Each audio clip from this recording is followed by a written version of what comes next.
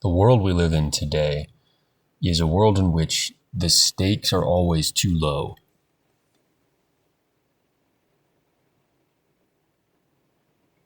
Whatever is going on, whatever experience you're having in life, the stakes are just always low. We have advanced so far as a civilization in terms of technology, and specifically technology that that creates more comfort and insulates us from danger or from instability. We've done a good job of creating things that separate us from harsh consequences or the harsh realities of life.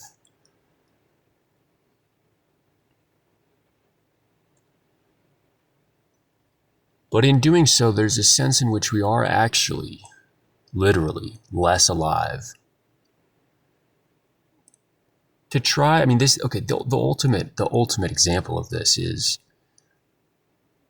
this sort of movement. Part of it is transhumanism, and part of it is this attempt on the part of the modern man to try to live forever, either figuratively or literally.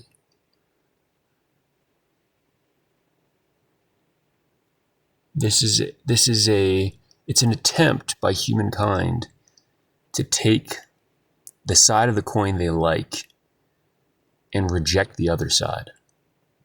They're trying to take life without death, as if death is not an important part of life.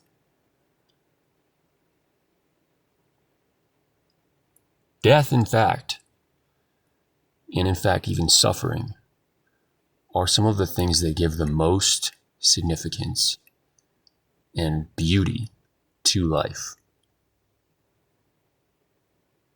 Life, in some ways, is just an opportunity to find a good death. But even if you're not finding a good death, having the risk of death imposed on you as you seek whatever it is you're seeking is something that gives it a realness, and forces you to have skin in the game and to be fundamentally alive in a way that you would not otherwise be. A great example of this is how warfare has evolved. Technology has made it so that instead of lines of men clashing with swords and spears, face to face, up close and personal, you now have drones that are being controlled from very literally the other side of the world that can execute people at the hand of a man who is sitting in an air-conditioned office with a bunch of screens in front of him. The man who's sitting in that office will never experience any true honor, any test of bravery, or test of will.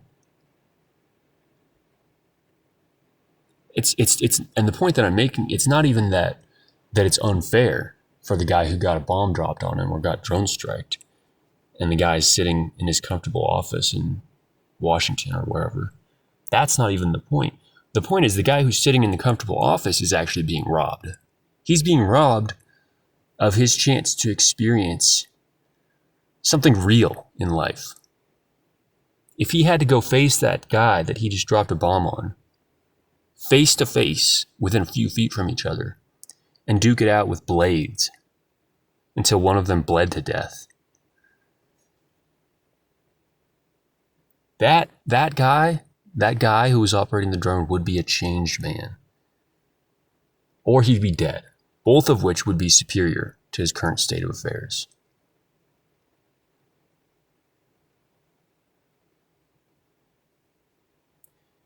It is one of the biggest tragedies of the current era that there is not a test of bravery, but more than just a test of bravery for men, but also a chance to really risk it all, not just as a test of bravery.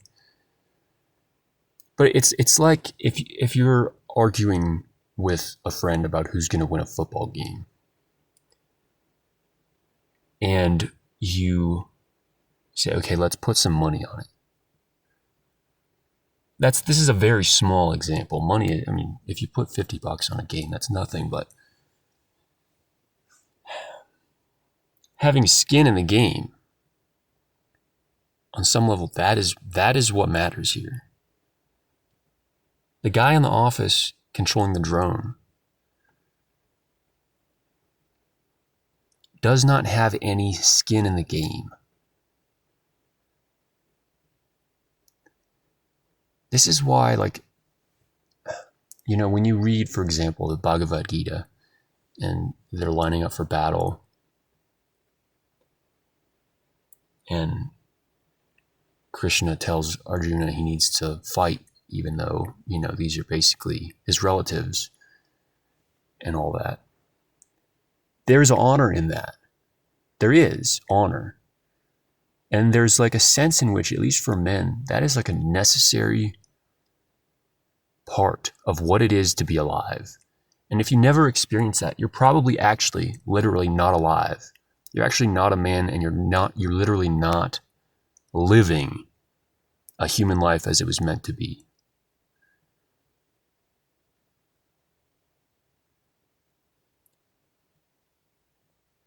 If you, like, you know, today in the world, we have these weird, like, liberal precepts where it's like killing someone is necessarily bad no matter what, unless it's like in favor of our weird ideals. It's a very twisted moral system. Whereas I would say, in combat as it used to be, men lining up and facing each other with spears and swords and bows, that combat was,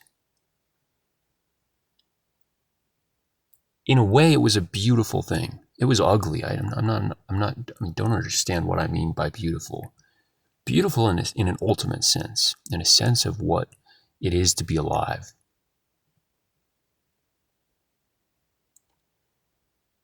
Because both outcomes, I mean, if you emerge victorious, you have risked it all. You've put your skin in the game. You've put it all on the line. You've had a test of your bravery, and you were willing to risk it. A test of your will. And you went through that, and you came out on top. If you were victorious, then that was... It almost seems like that must be good for your soul. That you're probably doing something good for your soul in doing that. And by the same token, likewise, if you did all that and you failed and you got killed in that battle, in very much the same way, you did something good for your soul. And this is why so many ancient peoples had beliefs about, you know, great warriors winning some kind of reward in the afterlife, or going to Valhalla, or what have you. I don't claim to know exactly what it will look like after you die, but there is a greater sense. There's a sense in which that is clearly true. A man who dies honorably in battle, who risked it all and was cut down, that man has won something so much greater, something that almost no one will experience in today's world.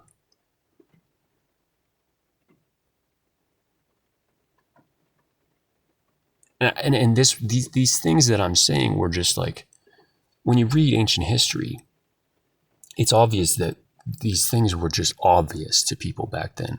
These were not even things that had to be discussed.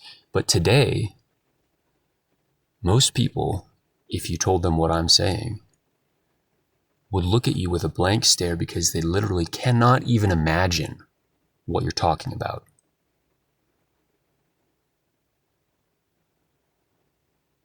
Their sense of right and wrong, or their sense of morality, it's not about honor. It's not about bravery. It's not about Roman virtus.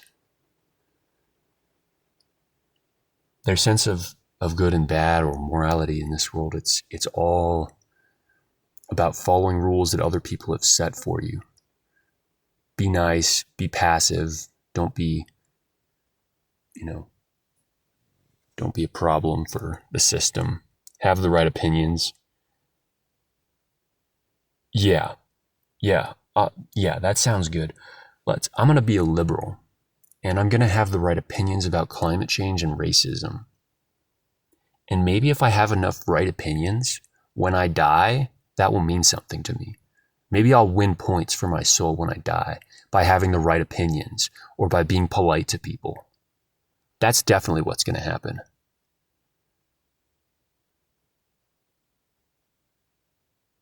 I never littered.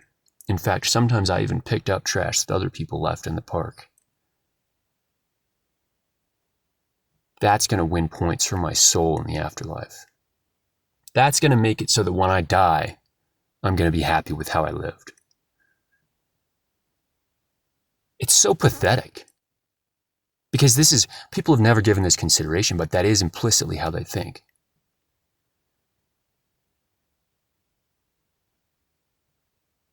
No one has ever had to risk it all in this world. No one has to risk anything. Even if you lose your job, everyone's afraid to say the wrong thing in case they lose their job. Even if you lose your job, you're still going to go home, and most people are going to have an air-conditioned room to sleep in and more food than you can possibly imagine. So much high-calorie food that you're more concerned about being overweight than you are about starving, which is such a anomaly in history.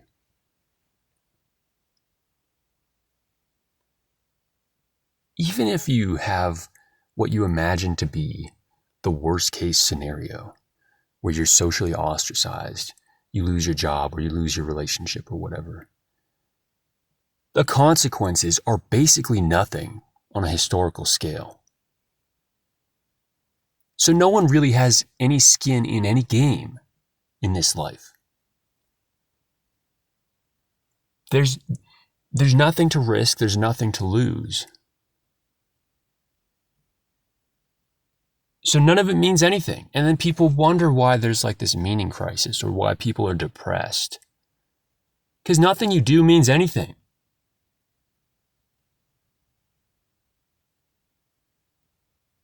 You live a life of abject poverty of meaning, of seriousness.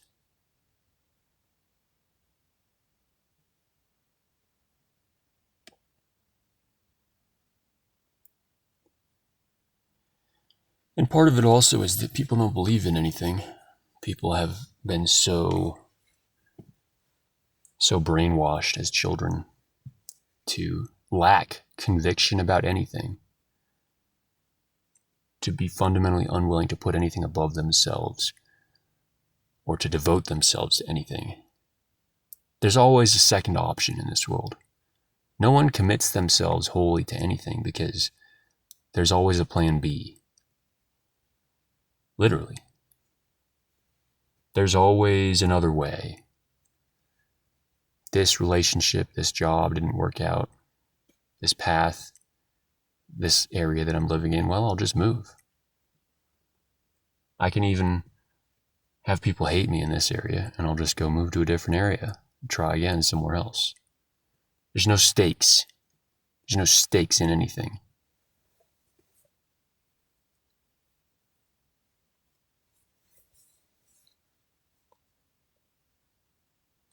And as long as you stay within the bounds of liberal society, as long as you are an impotent coward, and the things that you say and the way you live your life reflects that, no matter what mistakes you make, you'll still be able to find a way to go on more or less comfortably and have a little bit of status, have a job, have a roof over your head and all the comforts, a hot shower in the morning.